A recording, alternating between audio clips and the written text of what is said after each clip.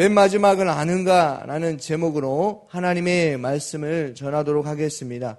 바울은 3차 전도 여행을 마무리하고 예루살렘에 올라가기 전에 하나님과 은밀한 만남을 가지기 위해서 그것을 하루로 두지 않고 이틀로 두지 아니하고 3일이라는 시간을 전부 하나님께 드립니다. 왜 바울이 이렇게 주님과 교제하는 일에 시간을 들였는지 생각해 보셨습니까?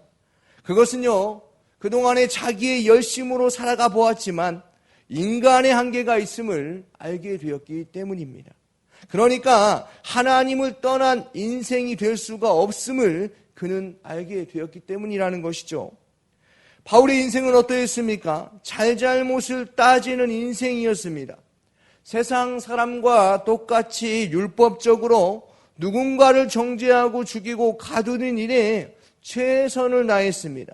자신의 욕망을 따라 자기의 소견에 옳은 대로 자기가 계획한 모든 것이 옳다고 생각하며 살았습니다.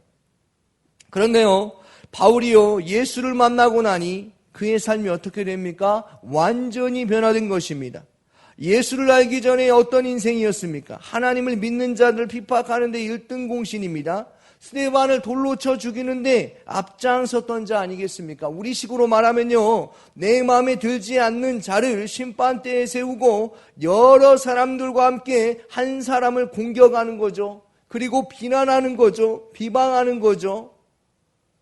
그때 내 말을 들었어야지, 그때 내 생각이 맞았네라고 말하는 그 말, 그 모든 생각은요, 다 어디서부터 돌아온 것입니까? 그 사람의 계획에서 온 것이라는 것입니다. 그 사람의 생각에서 일어났다는 것이죠. 그런데요, 바울이 3차 전도 여행을 할 때 그가 가장 먼저 한 일이 무엇입니까? 먼저 자기들과 함께 있는 동역자들과 다시 만날 것을 약속하며 그는 홀로 서기를 했다는 것입니다. 사랑하는 성도님들, 혼자 있을 때 주님과의 만남의 시간이 더 많아진다는 것을 혹시 알고 계십니까? 왜 그렇습니까? 주님은 결코 우리를 고아와 같이 내버려 두지 않으시는 분이라는 것이죠. 이 사실을 마음에 새기시기를 바랍니다.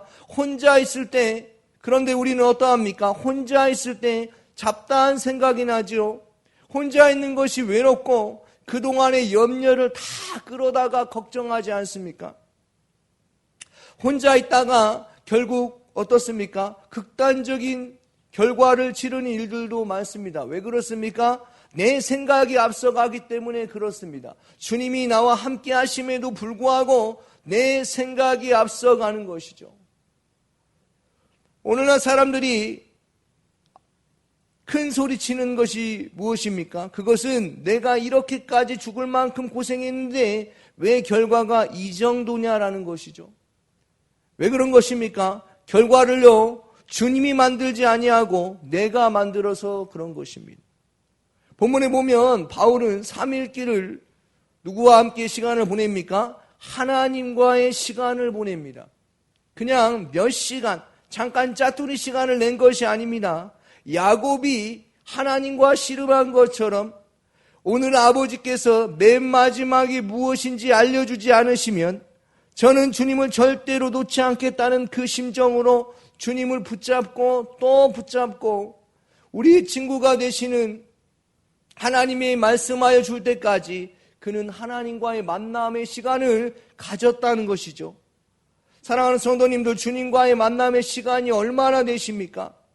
공예배를 드리는 사람은 덜하겠지만 주일 예배 딱 한 번 드리는 사람은 주님과의 얼마나 많은 만남을 가지겠습니까? 이렇게 말하면 이렇게 생각하는 사람들이 있죠. 삶 가운데서도 예배 시간이 아니어도 내가 있는 곳에서도 주님을 만날 수 있습니다.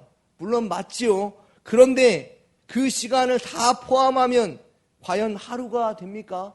이틀이 됩니까? 3일이 됩니까? 오늘 바울은 주님의 음성을 듣기 위해서 65km나 되는 그 거리를 가는 동안에 주님을 만나고자 했다는 것이 포인트입니다. 주님을 만나고자 하는 사모함을 가지고 주님이 말씀하심을 또 기다리고 또 기도하고 또 기대하고 또 기도한 것입니다. 주님이 말씀하십니다. 너의 마지막 길을 염려하지 않아도 된다. 왜요? 너는 성령의 메인 사람이야 라고 말씀하시는 것이죠. 사랑하는 성도님들, 우리가 맨 마지막을 염려하지 않아도 되는 그 이유가 무엇인 줄 아십니까? 그것은 성령의 메인 사람이라는 것이죠.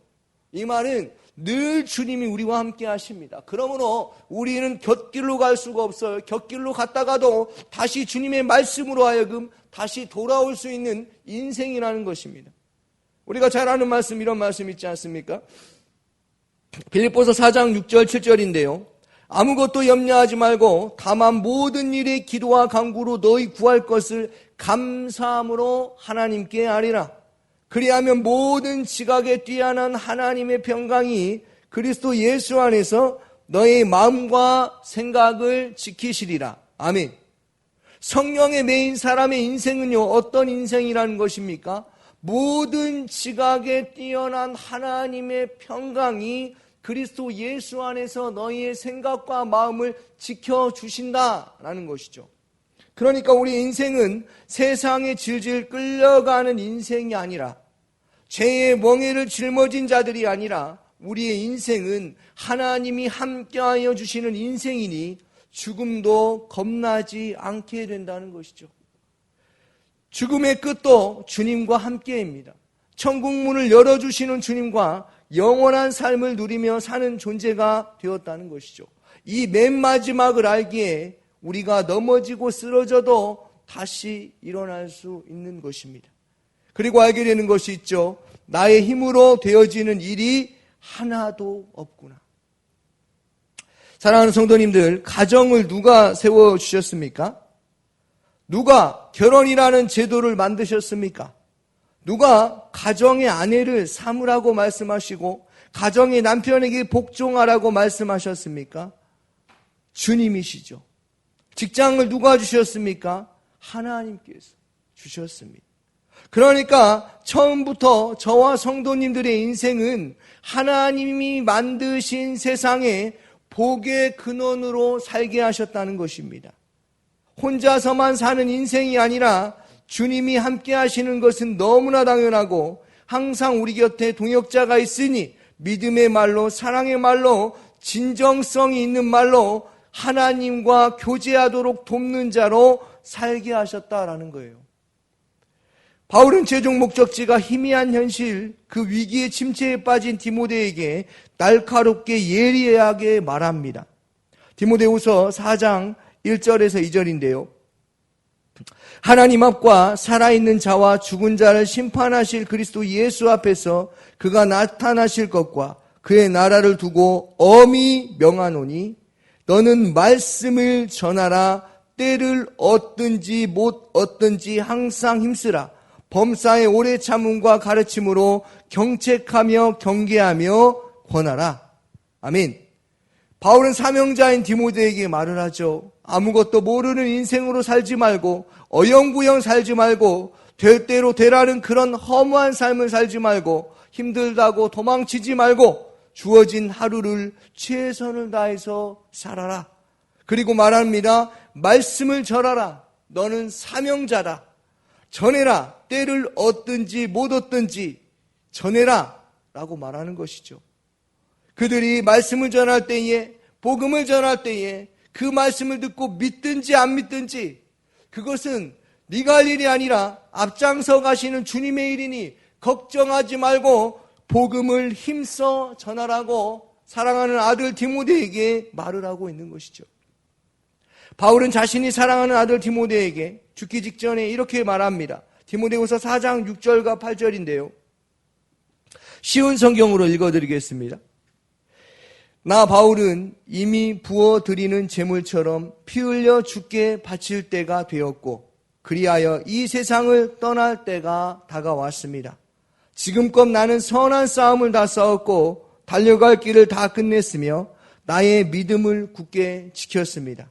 그러므로 이제는 의의 월계관이 나를 기다리고 있습니다. 그날의 의로운 재판장이신 주께서 그 승리의 월계관을 나에게 씌워주실 것인데 나에게 뿐만이 아니라 주님의 재림을 간절히 기다려온 모든 믿는 자들에게도 역시 그리하실 것입니다. 아멘. 사랑하는 성도님들, 왜 바울은 디모데에게 그렇게 말한 것입니까? 그것은요, 혼자만이 아니라 너도 믿음의 자녀들에게 복의 근원이 되라는 것이죠. 이것이 우리의 사명입니다. 그리고 바울이 당부합니다. 믿음의 동역자이자 아들에게 말을 하지요. 믿음의 선한 싸움을 싸워라. 나는 선한 싸움을 해서 믿음을 지켜냈다 라고 말하는 것입니다. 이 말이 무슨 말이라고 했습니까? 우리에게 너무나 중요합니다. 그래서 한 번 더 말씀을 드립니다. 그들이 바울을 비방하고 핍박하고 감옥에 가두어도 바울은 믿음의 선한 싸움을 했다는 것입니다. 그게 무엇입니까? 하나님과의 관계, 하나님과의 만남의 시간을 놓치지 않았다는 것이죠. 매를 수없이 맞고 캄캄한 감옥에 갇혀도 주님은 어떻습니까? 그의 손을 놓지 않았습니다. 왜 그렇습니까? 그가 성령의 메인자이기 때문에, 하나님께 속한 자이기 때문에, 하나님의 손바닥 안에 있는 자이기 때문에 주님은 놓지 않으십니다. 우리도 마찬가지죠. 하나님의 말씀이 들려줄 때가 언제입니까? 그것은요, 성령 충만할 때 아니겠습니까? 하나님과의 올바른 관계도 성령이 함께 하실 때 아니겠습니까? 사랑하는 성도님들, 성령 충만함을 사모하시기를 바랍니다. 내가 기도할 수 없을 때 성령께서 우리의 연약함을 아시고 기도할 마음과 어떤 기도를 할지 생각나게 하여 주시는 분이 바로 우리 주님이십니다. 그러므로 어떻게 기도해야 될지, 이 상황의 이 문제를 내가 해결하려고 하는 것이 아니라 주님께 묻고 답하여서 성령 충만한 삶, 복 있는 사람, 행복한 사람으로 사시기를 소망합니다. 나의 과거가 더 이상 치밀되지 않습니다. 나의 죄가 더 이상 나를 끝까지 잡아놓을 수가 없습니다. 누구에게요? 성령 충만한 사람에게는 그렇습니다. 바울이 목적을 잊어버리지 않았고 살았던 것은 바울이 주님을 붙잡아서가 아니라 주님이 바울을 계속 붙잡고 있었던 것이죠. 고난의 환경 속에서도 주님께서 바울에게 찾아 들어가셔서 말씀으로 깨닫게 하셨고, 또 성령께서 그의 마음을 열어주셔서 말씀으로 살아갈 수 있도록 하셨다는 것을 놓치지 않기를 바랍니다. 바울이 다메섹 도상에서 주님을 만나지 않았다면 그는 오늘날에 이렇게 큰 결단을 하지 못했을 것입니다. 그 결단이 무엇입니까? 복음을 위해 자신의 목숨을 버리겠다, 나의 사명을 다 완수하겠다는 그런 고백이라는 것이죠. 오늘 본문 말씀 24절 말씀을 함께 읽어보도록 하겠습니다. 사도행전 20장 24절입니다. 우리가 잘 알고 있는 말씀이죠. 같이 읽겠습니다. 20장 24절입니다. 내가 달려갈 길과 주 예수께 받은 사명, 곧 하나님의 은혜의 복음을 증언하는 일을 마치려 하면은 나의 생명조차 조금도 귀한 것으로 여기지 아니하노라. 아멘. 그렇죠. 그는 주님과 교제함으로 정확하게 자신이 걸어가야 할 목적과 방향을 찾은 것입니다. 그래서 하루하루를 어떻게 살아야 하는지를 알았습니다. 그것은요, 어떻게 주님의 음성을 듣고 매일매일 살아가야 하는지 그 방향성을 찾는 것보다 어떻습니까? 어떻게 주님과의 목적 있는 삶을 살아가겠습니까? 그것은요, 오늘 하루가 주님이 주신 날임을 기억하고 주님과 올바른 관계 안에서 이 하루를 그냥 흘려보내지 아니하고 성령 충만함으로 살아가는 것, 그것이 주님과 동행하는 삶입니다. 왜 바울이 그렇게 성령 충만함으로 살 수 있었습니까?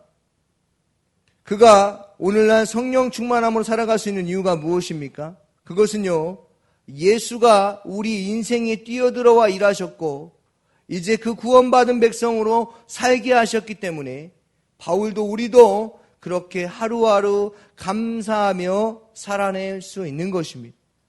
오늘 주님은 우리에게 찾아오셨습니다. 어떻게요? 말씀으로 찾아오셨습니다. 말씀을 듣게 하시고 믿음이 견고하게 하십니다. 믿음은 들으면서 나는 것입니다. 말씀을 통하여서 우리의 생각과 마음이 변화된다면 그 말씀에 순종하며 사는 은혜가 있기를 원합니다. 요한복음 1장 14절이죠. 말씀이 육신이 되어 우리 가운데 거하심에 우리가 그의 영광을 보니 아버지의 독생자의 영광이요 은혜와 진리가 충만함이라. 아멘.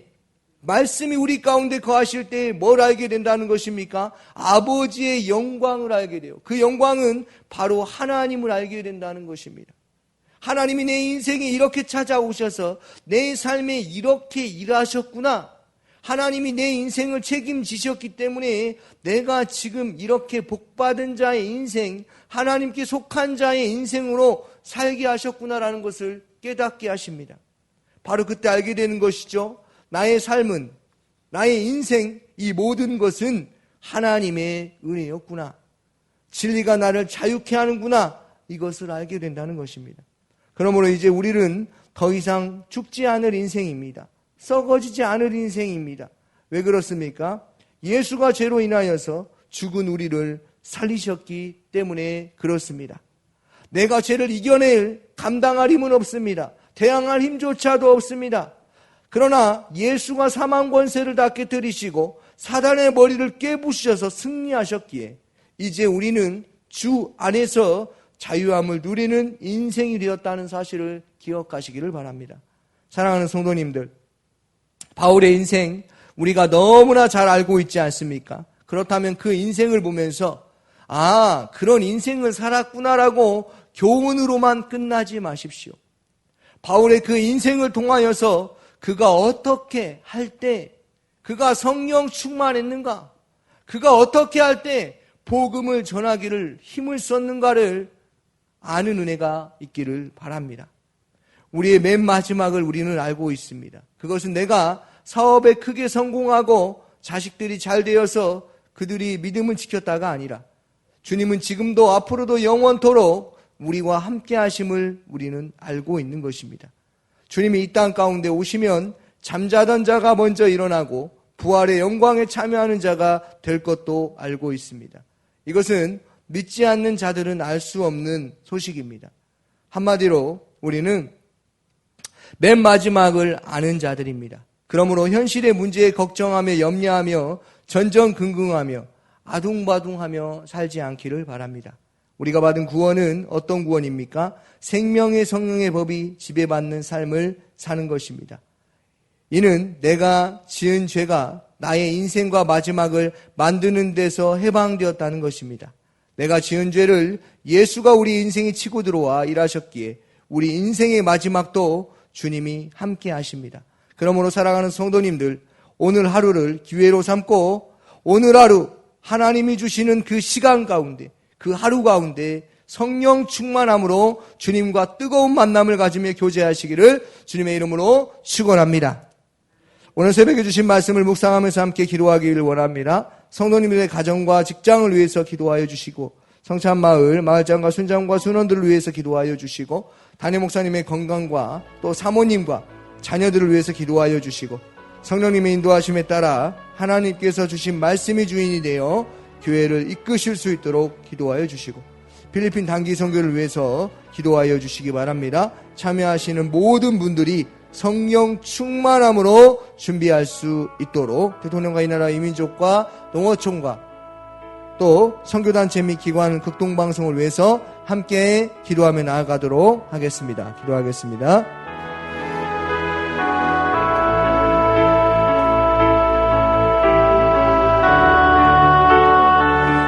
사랑이 많으신 아버지 하나님, 우리의 인생은 하나님이 만들어 가시는 세상 속에서 복의 근원으로 살아가게 하시는 인생임을 하나님 알게 하심이 감사합니다. 오직 주 안에서 참된 기쁨과 평안을 누리고 오늘 하루를 기회로 삼고 성령 충만함을 아버지 하나님 주님과의 만남의 시간을 소홀히 여기지 아니하고 하나님과의 교제하는 삶을 살아갈 수 있도록 성령 충만한 삶을 살아갈 수 있도록 주님 함께하여 주시옵소서.